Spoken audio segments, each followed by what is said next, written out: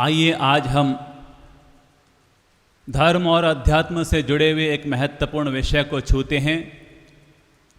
किसी ने बहुत प्यारी बात कही है कि ये सारा जहां उसी का है जो मुस्कुराना जानता है। ये सारा जहां उसी का है जो मुस्कुराना जानता है, और जीत उसी की होती है जो हारने पर भी आगे बढ़ना जानता है।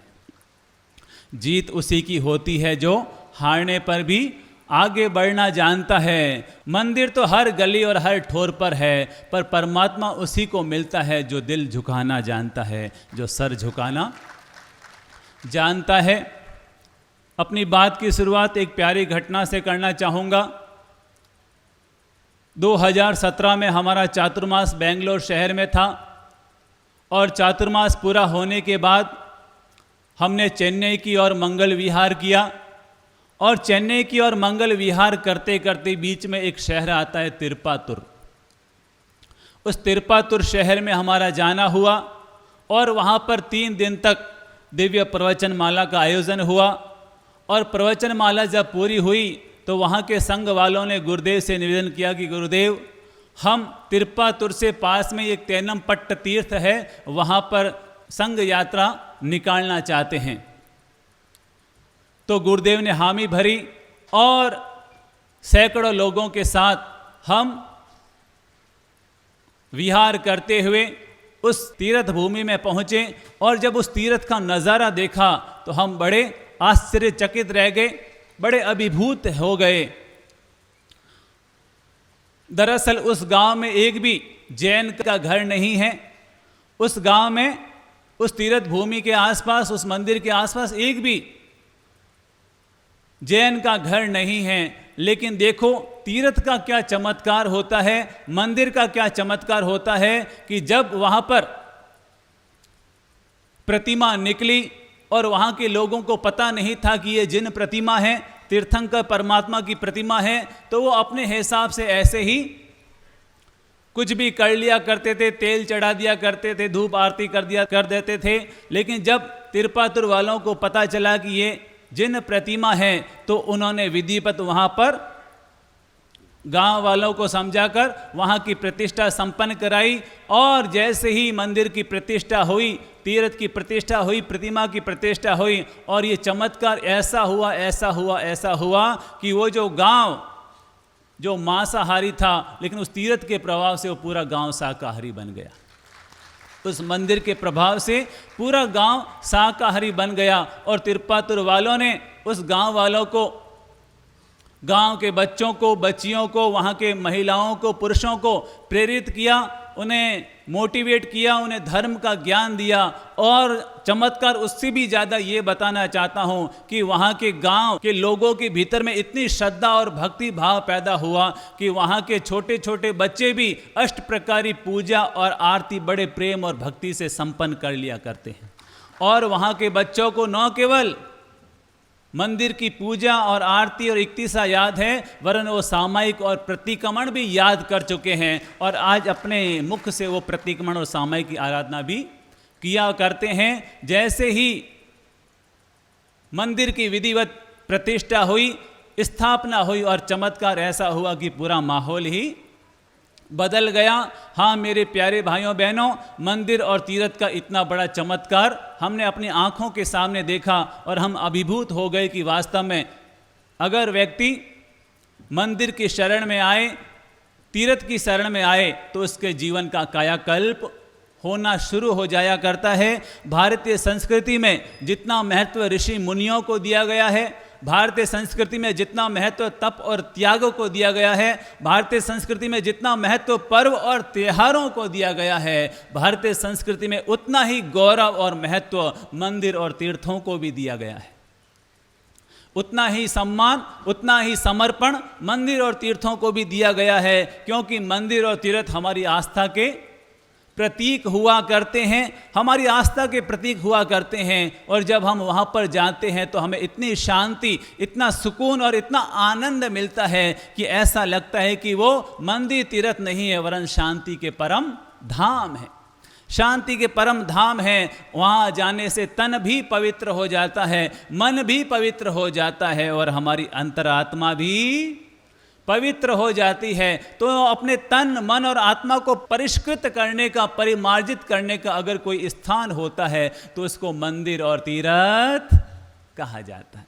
उसको मंदिर और तीर्थ कहा जाता है। अगर कोई मुझसे पूछे कि मंदिर और तीर्थों का इतिहास कितना पुराना है, तो मानव जाति का इतिहास जितना पुराना है उतना ही मंदिर और तीर्थ का इतिहास भी उतना ही पुराना है। क्योंकि जब इंसान इस धरती पर आया तब से मंदिर और तीर्थ भी इस धरती पर आ गए। हो सकता है कि पूजा करने के, आराधना करने के रूप रूपाए अलग हो सकते हैं, लेकिन जब से इंसान धरती पर आया तब से मंदिर और तीर्थ भी इस धरती पर आ गए। तो मुझसे पूछे कि मंदिर क्या होता है, तो प्रभु के घर को मंदिर कहा जाता है। जहां पर बैठकर हम अपने मन के अंदर उतरते हैं उसे ही मंदिर कहा जाता है।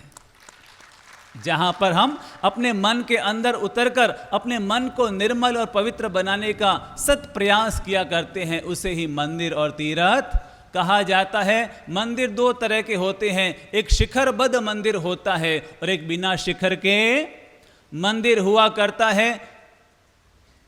तो जो शिखरबद्ध मंदिर होता है वो नीचे से ऊपर विधिवत उसकी स्थापना की जाती है, लेकिन हर जगह पर शिखरबद्ध मंदिर की स्थापना संभव नहीं हो पाती है, तो वहाँ पर बिना शिखर के मंदिर भी निर्मित किए जाते हैं। उसको घर मंदिर और गृह मंदिर कहा जाता है। और जो मंदिर के सेंटर में जो प्रतिमा विराजमान होती है उसे मूल प्रतिमा और मूल नायक कहा जाता है। और जो मंदिर का सबसे प्रतिमा के आसपास जो देहरी बनी होती है उसको मूल पीठिका कहा जाता है। गर्भगृह कहा जाता है, जहाँ पर हमें शुद्ध वस्त्रों के साथ बिना स्नान किए हमें वहाँ पर नहीं जाना चाहिए और वहाँ पर प्रतिमा को भी छूना नहीं चाहिए। पूरा शुद्ध होकर के शुद्ध वस्त्रों के साथ और शुद्ध भावों के साथ हमें मूल गर्भगृह में हम जा सकते हैं और प्रतिमा का स्पर्श करके उसका आधार लेकर के हम परमात्मा का स्पर्श करते हैं। और जब हम परमात्मा का स्पर्श करते हैं तो हमारा तन मन का स्पर्श भी मीठा और मधुर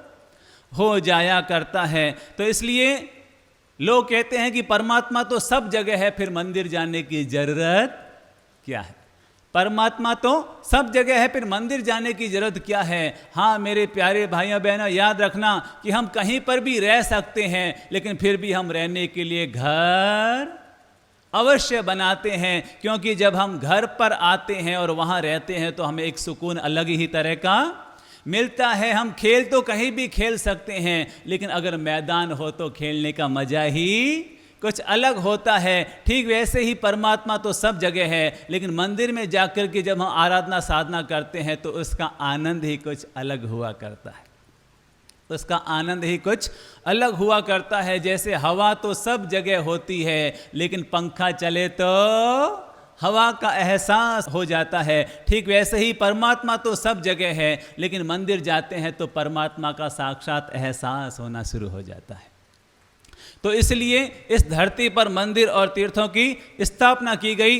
अब हम ये समझते हैं आखिर मंदिर क्यों निर्मित किए गए, क्योंकि घर का वातावरण इतना शुद्ध और शांत नहीं रह पाता है। वहाँ पर हम हर तरह की गतिविधि करते हैं, गृहस्थ से जुड़ी हुई हर तरह की गतिविधि करते हैं। तो हम जिस घर में रहते हैं वो पूरा घर जितना शुद्ध और निर्मल होना चाहिए उतना रह नहीं पाता है। इसीलिए मंदिरों की स्थापना की गई, ताकि हम एक जगह वहाँ पर जाकर के बैठ सकें जो बिल्कुल शांत हो, निर्मल हो, पवित्र हो, और उसका उपयोग केवल आराधना और साधना के लिए ही किया गया हो। इसीलिए मंदिरों की स्थापना की गई कि ताकि व्यक्ति घर गृहस्थी से मुक्त होकर के ऐसे स्थान पर जा सके जहां पर बैठ कर के वो अपने भीतर की शांति और आनंद को उपलब्ध हो सके। अगर इस धरती पर मंदिर नहीं होते तो ये धरती धरती नहीं रहती, ये धरती भी शमशान बन जाती। ये धरती धरती नहीं रहती, ये धरती भी नीरस हो जाती और हमारा इतिहास भी अधूरा और पंगु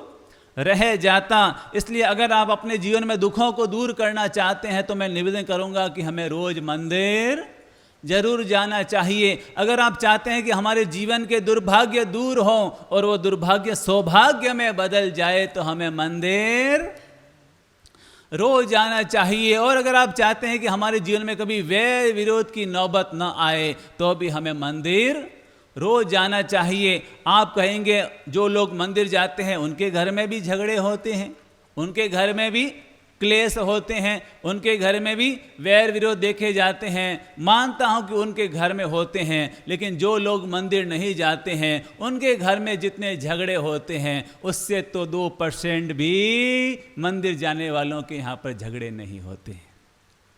क्योंकि जो लोग वहाँ पर जाते हैं तो उनका तन और मन निर्मल हो जाता है, अनुकूल हो जाता है, तो उस घर में स्थितियाँ बनती होगी, लेकिन वो बिल्कुल नहीं के बराबर ही बनती है। इसलिए दुख को सुख में बदलना हो, दुर्भाग्य को सौभाग्य में बदलना हो और वैर और विरोध को प्रेम और मिठास में बदलना हो तो हमें मंदिर जाने की रोज भावना रखनी चाहिए। रोज हमें घर से मंदिर जरूर जाना चाहिए। कितनी गजब की बात है, इंसान के पास फुर्सत नहीं है घर से निकलकर मंदिर तक जाने की।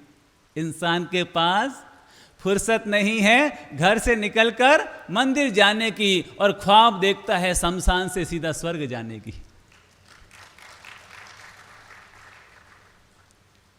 तो अपने जीवन में धर्म का अगर कोई पहला पगथिया है, धर्म का अगर कोई पहला पगथिया है तो वो मंदिर की सीढ़ी ही धर्म का पहला पगथिया हुआ करता है। इसलिए हमें रोज मंदिर जाना चाहिए और अपने बच्चों को, अपनी बच्चियों को, अपने युवाओं को भी रोज अपने साथ मंदिर जरूर ले जाना चाहिए। मंदिरों के प्रति अगर आस्था और भक्ति देखनी हो तो हमें गुजरात जाना चाहिए।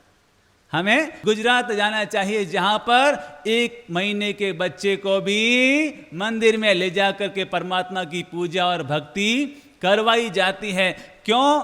वो वहाँ पर जाते हैं तो उनका आभा मंडल निर्मल हो जाता है और उनके अगर भीतर में कोई बुरे संस्कार हो तो वो भी सदसंस्कार में बदल जाया करते हैं। तो हमें भी ऐसी ही भावना रखनी चाहिए कि जैसे ही बच्चा थोड़ा सा ही बड़ा हो, यानी कि 1 महीने 2 महीने का हो, तब से ही बच्चों में हमें ये संस्कार और आदत डाल लेनी चाहिए। जब बच्चे बड़े हो जाते हैं फिर वो हमारे कहने में रहेंगे कि नहीं रहेंगे कोई पता नहीं है। इसलिए बच्चों पर जो काम करना है वो हमें 5 साल तक ही अपना सारा काम कर लेना चाहिए। शुरू के 5 साल तक जो संस्कार आ जाते हैं वो जीवन भर साथ निभाया करते हैं। तो इसलिए हमें भी जाना चाहिए और अपने बच्चों को भी साथ में ले जाना चाहिए। लेकिन एक बात याद रखना चाहिए कि मंदिर घूमने की जगह नहीं है। अनेक लोगों के मुंह से हम सुनते हैं कि हम उस तीर्थ में घूमने जा रहे हैं, हम उस तीर्थ में घूमने जा रहे हैं, हम उस मंदिर में घूमने जा रहे हैं। कभी ऐसा शब्द हमें उपयोग में नहीं लाना चाहिए कि हम तीर्थ घूमने जा रहे हैं, मंदिर घूमने जा रहे हैं। मंदिर घूमने की चीज़ नहीं होती है, मंदिर तो अंदर डूबने की चीज़ हुआ करती है। मंदिर तो अंदर में डुबकी लगाने की चीज और स्थान और केंद्र हुआ करता है। तो हमें अपनी भाषा को हमेशा सही रखना चाहिए। लोग कहते हैं कि मंदिरों में दिखावा बहुत होता है, आडंबर बहुत होता है। अरे मंदिरों के निर्माण पर, प्रतिष्ठाओं के निर्माण पर जो करोड़ों खर्च होते हैं, लाखों खर्च होते हैं, ये आडंबर नहीं है, ये तो इंसान की ओर से प्रभु के चरणों में समर्पण है।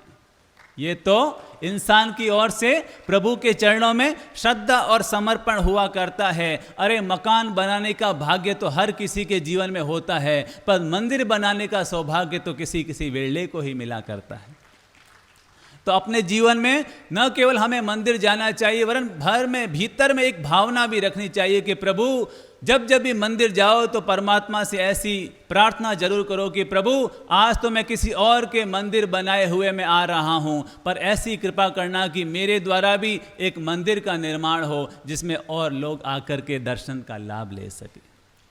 तो जब भी मंदिर जाओ तो ऐसी भावना हमें जरूर भानी चाहिए और परमात्मा से दूसरी ये प्रार्थना करनी चाहिए कि प्रभु जब ये सांस इस शरीर से निकले, जब ये सांस इस शरीर से निकले तो मैं किसी घर की चौखट पर ना हो, किसी मंदिर और तीर्थ की चौखट पर हूँ। ऐसी भावना हमें जरूर भानी चाहिए। तो चाहे राणकपुर के तीर्थ हो, चाहे देलवाड़ा के तीर्थ हो, चाहे माउंट आबू या गोमटेश बाहुबली के तीर्थ हो, चाहे सोमनाथ या स्वर्ण मंदिर जैसे तीर्थ हो, अगर हम इनकी भव्यता को देखेंगे, इनकी वास्तुकला को देखेंगे, तो लगेगा कि वास्तव में जिन्होंने भी ये बनाया है अपना पूरा दिल खोल करके बनाया, पूरा दिल खोल करके समर्पण किया है। जब प्रभु के चरणों में समर्पण करना है तो पूरा दिल खोल के करना चाहिए। कहते हैं वस्तुपाल तेजपाल और जिन्होंने देलवाड़ा के भव्य मंदिरों का निर्माण करवाया, और वो तो ज़्यादा व्यस्त रहते थे राजकाज में, तो उनकी धर्म पत्नियाँ देरानी जेठानी, और उन्होंने बीड़ा उठाया कि हम ये भव्य मंदिर बनाने में अपनी आहुति समर्पित करेंगे। और उन्होंने कारीगरों को इतना तक कहा था कि तुम मार्बल से जितनी चूर्ण निकालोगे उतने भार का सोना हम अपनी ओर से समर्पित करेंगे। इसे कहते हैं प्रभु के प्रति श्रद्धा, भक्ति और समर्पण। बीकानेर का भांडासर मंदिर, कभी आप बीकानेर गए हो, अगर नहीं गए हो तो बीकानेर एक बार जरूर जाइएगा। बीकानेर का भांडासर मंदिर, कहते हैं कि वहाँ पर पानी का उपयोग नहीं हुआ, पानी की जगह घी का उपयोग किया गया और उस तीर्थ का निर्माण किया गया। तो इसे कहते हैं भक्ति, इसे कहते हैं समर्पण। हमारे भीतर में भी ऐसा श्रद्धा और ऐसा समर्पण, ऐसा भक्ति भाव आ जाए तो जीवन का बेड़ा ही पार हो जाए। कहते हैं कि एक नट 2 बिल्डिंग के बीच में रस्सी बांध करके नृत्य कर रहा था, और लोगों को प्रभावित करने के लिए, लोगों को अट्रैक्ट करने के लिए बड़े मस्ती से झूम रहा था, और लोग उसको देख देख के आश्चर्यचकित हो रहे थे कि केवल एक पतली सी रस्सी के ऊपर इतना नृत्य, इतना करतब, सब लोग एकदम आह्लादित और आनंद विभोर हो रहे थे। तभी वो नट नीचे आया और उसने अपने साथ में अपने छोटे बच्चे को भी ले लिया, और अपने बच्चे को अपने सिर पर बिठा करके फिर वो नृत्य दिखाने लगा, नाच करने लगा। और लोगों ने देखा तो लोग तालियां बजाने लगे, उसका अभिनंदन करने लगे और उसको धन्य धन्य धन्य उसकी अनुमोदना करने लगे। और उसने बड़े आराम से अपने बच्चे को ऊपर बिठा करके भी रस्सी पर आराम से नृत्य कर दिया। फिर वो वापस नीचे आया और उन्होंने वहाँ पर देखने वाले लोगों से पूछा, ये बताओ कि मैं क्या दूसरी बार भी अपने बच्चे को सिर पर बिठाकर नृत्य कर सकता हूँ? तो सब लोगों ने कहा हाँ बिल्कुल कर सकते हो। अरे तुम तो इतने परफेक्ट हो कि आराम से दूसरी बार भी अपने बच्चे को अपने सिर पर लेकर रस्सी पर नृत्य कर सकते हो, और एक बिल्डिंग से दूसरे बिल्डिंग तक आराम से पहुंच सकते हो। हमें तो उस पर पूरा विश्वास है, पूरा भरोसा है। तो उस नट ने कहा, अगर पूरा भरोसा है तो आप में से ऐसा कोई व्यक्ति है जो अपने छोटे बच्चे को मुझे सौंपे? क्या आप में ऐसा कोई व्यक्ति है जो अपने बच्चे को मुझे सौंपे? मैं उसको बिठा करके रस्सी पर नृत्य करना चाहता हूं। जैसे ये सुना कि सभी गूंगे बन गए, क्योंकि ऐसा हौसला तो कोई दिखा नहीं सकता था। तो उस नट ने कहा कि देखो, आप सब लोगों को मुझ पर विश्वास तो है, लेकिन मेरे प्रति श्रद्धा नहीं है। विश्वास तो है लेकिन श्रद्धा नहीं है। भीतर में कहीं ना कहीं डर है, अरे कहीं हमारे बच्चे का कुछ हो गया तो। विश्वास तो है, श्रद्धा नहीं है। बस उस नृत्यकार ने आगे ये बात बताई कि जैसे आपको मुझ पर विश्वास है, श्रद्धा नहीं है, ठीक वैसे ही आप लोगों को परमात्मा पर विश्वास तो है लेकिन श्रद्धा नहीं है। पर याद रखना, परमात्मा विश्वास से नहीं मिलता है। परमात्मा जब भी मिलता है तो श्रद्धा और समर्पण से ही मिला करता है। परमात्मा को मानना ये विश्वास है, लेकिन पूरी तरह से समर्पित हो जाना, उसी को श्रद्धा कहा जाता है। तो हमारे भीतर में परमात्मा के प्रति विश्वास नहीं होना चाहिए, वरन श्रद्धा और समर्पण होना चाहिए। हम मंदिर में जाते हैं तो आपने देखा होगा कि मंदिर में जो गुंबज होता है वो कैसा होता है? गोल हुआ करता है। आपको मालूम है गोल क्यों होता है? मंदिर का गुंबज गोल इसलिए मनाया जाता है कि जब हम वहाँ पर जाते हैं, धर्म आराधना करते हैं, स्तुति करते हैं, तो वो जो वाइब्रेशन है, वो जो तरंगे हैं, वो ऊपर की ओर उठा करती है। और गोल गुंबज इसलिए बनाया जाता है कि वो जो शुभ तरंगे हैं, जो शुभ आभा मंडल है, वो वापस ऊपर से इंसान के ऊपर आकर के गिरे और उसका आभा मंडल भी निर्मल और पवित्र हो जाए। मंदिर में हम अगरबत्ती क्यों करते हैं?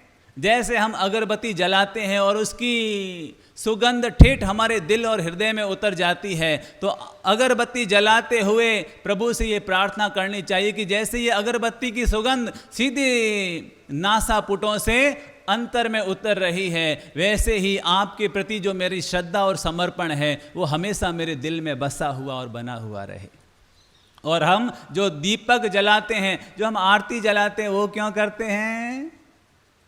जब हम दीपक और आरती जलाएं तो परमात्मा से प्रार्थना करें जैसे ये दीपक और आरती प्रकाशमान होकर के पूरे वातावरण को उजाले से भर रही है, परमात्मा ऐसी कृपा करना कि मेरा जीवन भी हमेशा उजाले से भरा हुआ रहे, मेरा जीवन भी हमेशा उजाले से भरा हुआ रहे। तो मंदिर में जो भी हम काम करते हैं, हर काम के पीछे कोई न कोई लॉजिक, कोई न कोई विज्ञान छिपा हुआ होता है। और अपने जीवन में इस बात का सदा ध्यान रखना चाहिए कि जब हम मंदिर में जाते हैं तो हम चावल चढ़ाते हैं, फल चढ़ाते हैं, नैवेद्य चढ़ाते हैं, सबको चढ़ाते हैं, लेकिन याद रखना चाहिए केवल चीज़ों को चढ़ाने से सारा काम नहीं होगा, वस्तुओं को चढ़ाने से सारा काम नहीं होगा। परमात्मा कहते हैं कि अगर चढ़ाना है तो इन वस्तुओं के साथ साथ अपने अहंकार और अपने पापों को भी चढ़ा देना, ताकि मैं तेरा भला और उद्धार कर सकूं।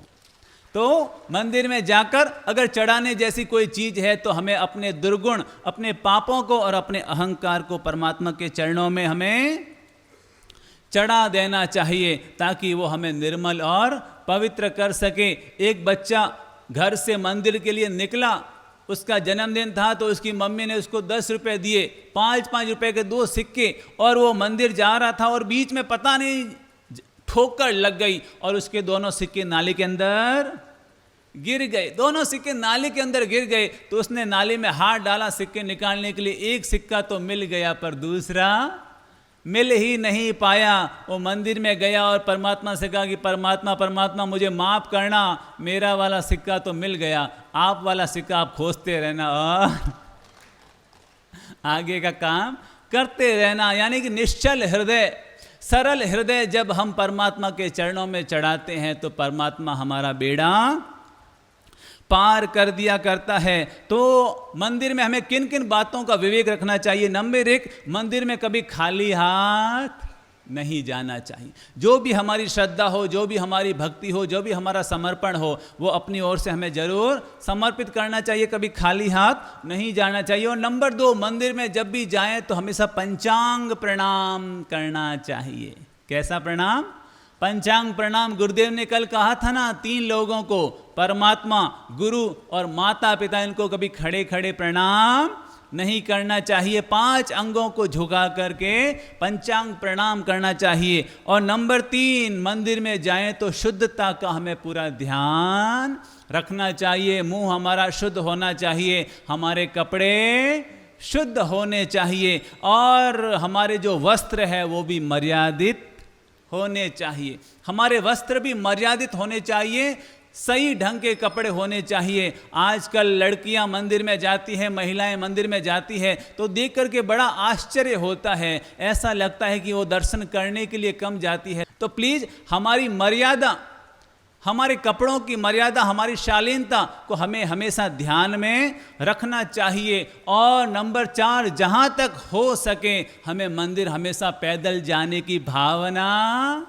रखनी चाहिए। मंदिर जब भी जाए तो पैदल जाने की भावना रखनी चाहिए, कभी भी वाहन का उपयोग जहाँ तक हो सके नहीं करना चाहिए। और नंबर 5, मंदिर में जो भी आप आराधना करते हैं हमेशा धैर्यपूर्वक और शुद्धतापूर्वक उसे करना चाहिए। ऐसा नहीं कि मंदिर में गए फटाफट फटाफट फटाफट फटाफट फटाफट फटाफट, चाहे आप मंदिर में 10 मिनट ही बैठें, लेकिन जो भी आराधना करें बहुत ही शांतिपूर्वक, धैर्यपूर्वक और शुद्धतापूर्वक, शुद्ध उच्चारण के साथ करने का हमेशा लक्ष्य रखना चाहिए। और मंदिर में कभी अपना कचरा हमें नहीं फेंकना चाहिए, जैसे हाथ का मैल है, पाँव का मैल है या थूक है, ये हमें कभी मंदिर में नहीं करना चाहिए। और नंबर 7, अगर हमारे शरीर में किसी तरह का रोग है तो हमें प्रतिमा का स्पर्श नहीं करना चाहिए। अगर शरीर में किसी तरह का रोग है तो प्रतिमा का स्पर्श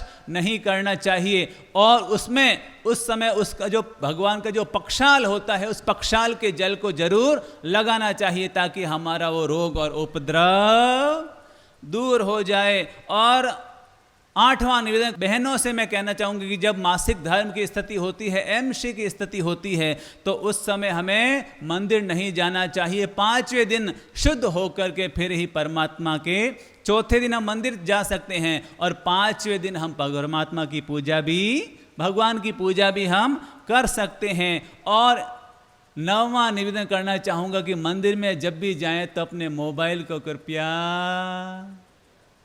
बंद रख करके जाएं या फिर फ्लाइट मोड में डाल करके जाएं। साइलेंट मोड में भी मत डालिए, क्योंकि साइलेंट मोड में डालेंगे तो उसकी भूं भूं आएगी, या फिर पता चल जाएगा अरे किसका फोन आ रहा है या किसका मैसेज आ रहा है, और हमारा मन विचलित हो जाएगा, संसार की ओर बह जाएगा। तो प्लीज जब जैसे ही मंदिर में जाओ तो अपने मोबाइल को फ्लाइट मोड पर डाल दो या उसका स्विच ही ऑफ कर लो। हम थोड़ी देर के लिए तो जाते हैं और उसमें भी संसार को साथ में लेकर के चले जाते हैं। तो मंदिर जाना भी मंदिर जाना नहीं होगा, मंदिर जाना भी बाजार की परिक्रमा करना ही हो जाएगा। मंदिर जाना भी बाजार की परिक्रमा करना हो जाएगा। तो इस बात का हमें ध्यान रखना चाहिए। और जब मंदिर में जाएं तो सबसे पहले परमात्मा के जो चरण होते हैं उन चरणों पर हमें अपना ध्यान लगाना चाहिए। फिर उसके बाद भगवान का जो मध्य स्थल है, वक्ष स्थल है, उसका हमें ध्यान करना चाहिए। और फिर उसके बाद हमारे परमात्मा के चेहरे का और मुख मुद्रा का ध्यान करना चाहिए। और परमात्मा के दर्शन करने के बाद इस तरह से फिर हमें 2 मिनट के लिए 3 मिनट के लिए मौन हो जाना चाहिए, आंखों को बंद कर लेना चाहिए और अपने अंतर हृदय में जो हमने खुली आंखों से परमात्मा के दर्शन किए हैं उसी को बंद आंखों से परमात्मा की छवि को निहारना चाहिए, ताकि परमात्मा केवल बाहर बाहर ही न रहे वरन वो हमारे दिल के अंदर भी आ सके। तो इसलिए ये छोटी छोटी बातों का हमें सदा ध्यान रखना चाहिए। अगर हम इन बातों का ध्यान रखेंगे तो मानकर चलिए हमारा मंदिर जाना, तीर्थों में जाना हमारे लिए, हमारे आत्म कल्याण में महत्वपूर्ण भूमिका निभाने में सफल हो जाएगा। जैसे हम घर में दादा दादी के फोटो लगाते हैं, नाना नानी के फोटो लगाते हैं, तो हमें उनकी याद आ जाया करती है। मंदिर और तीर्थों में भी हम इसीलिए जाया करते हैं, जैसे हम वहाँ जाते हैं तो प्रतिमा को देख करके परमात्मा की याद आ जाया करती है। तो प्लीज़ अपने जीवन में हमेशा हमें मंदिर जाने की भावना जरूर रखनी चाहिए और परमात्मा से केवल मांगना नहीं चाहिए वरन परमात्मा के प्रति अपनी ओर से हमेशा समर्पण की भावना रखनी चाहिए। कमाल का ताना दिया आज मंदिर में भगवान ने, कमाल का ताना दिया आज मंदिर में भगवान ने कि मांगने तो रोज आते हो, कभी मिलने भी आ जाया करो। मांगने तो रोज आते हो, कभी मिलने के लिए भी आ जाया करो और अपने दिल को भी थोड़ा झुका लिया करो। तो अगर हम इस भावना के साथ मंदिर में जाएंगे तो वास्तव में मंदिर जाना भी तीर्थों की यात्रा करना और आत्मा के कल्याण करने का आधार बन जाएगा।